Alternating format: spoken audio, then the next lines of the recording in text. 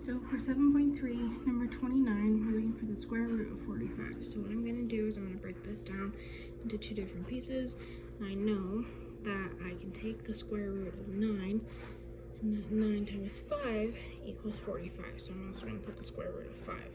So the square root of 9 is 3 times the square root of 5, since we can't break that down anymore.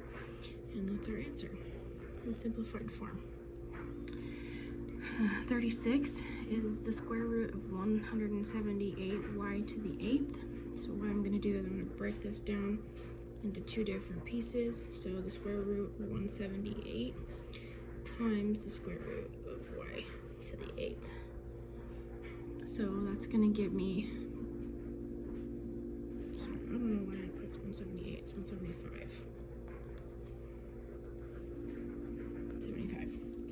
Okay. So then I know I can break down the square root of 175 into the square root of 25 times the square root of 7 times, because I've got the square root here and then 8 there, this is going to simplify down, the square root's going to be gone, and this is going to change into a 4.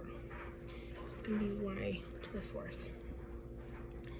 So then, take the square root of 25 is 5, y to the 4th times the square root of 7, and that is our simplified answer. Then we have on 49 the cubed root of x to the 5th, y to the 6th, z to the 10th. So I'm going to go ahead and break this down into cube root of x to the 5th times cube root of x to the 6th times the cubed root of z to the 10th. And then so inside these square root or cubed roots, I'm going to go ahead and be able to cancel out some of these. So this one is going to be the cubed root of x to the 3rd times x to the 2nd times the cubed root of y to the 6th, we'll leave that one alone, times the cubed root of z to the 9th times z. So then we can go ahead, this is going to give us an x, this one's going to give us a y squared, and this one's going to give us z to the 3rd times everything that was left underneath our square root, or our square roots, which gives us, or the cubed root, which gives us the cube root of x squared times z. And that is our simplified answer.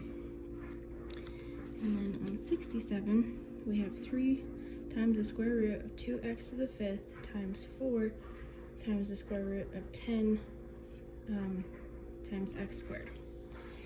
So I'm going to move my outside numbers out, and then I'm going to move everything underneath this both square roots into the same one.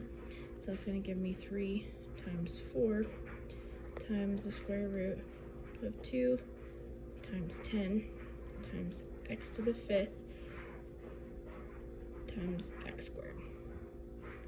I'm going to simplify this. 3 times 4 gives me 12 times the square root of 20, and then 5 plus 7 gives me 7, or 5 plus 2 gives me 7, so it's going to give me x to the 7th.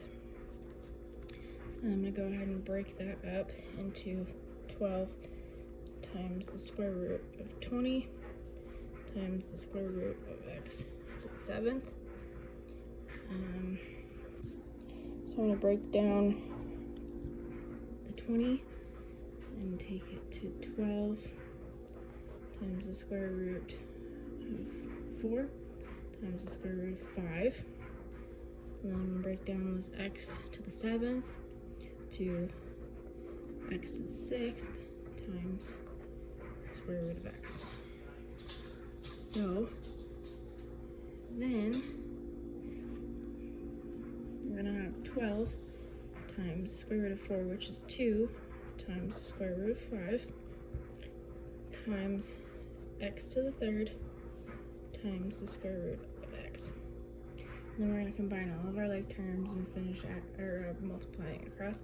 So 12 times 2 gives me 24.